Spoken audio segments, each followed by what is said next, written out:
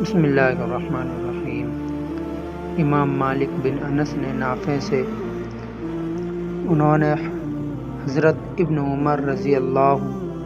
عنہ سے روایت کی کہ انہوں نے رسول اللہ صلی اللہ علیہ وسلم کے عہد میں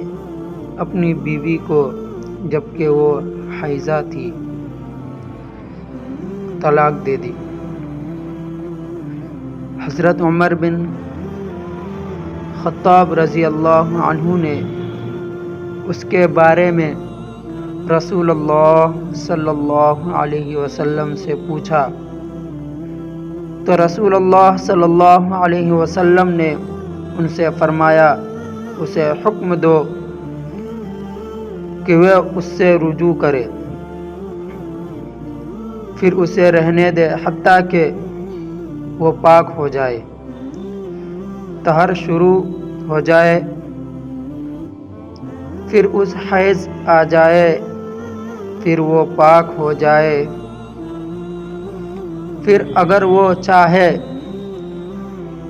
تو اس کے بعد اسے اپنے پاس رکھے،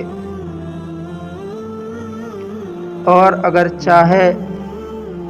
تو اس سے مجامعات کرنے سے پہلے طلاق دے دے۔ یہی وہ عدت ہے جس کا اللہ نے حکم دیا ہے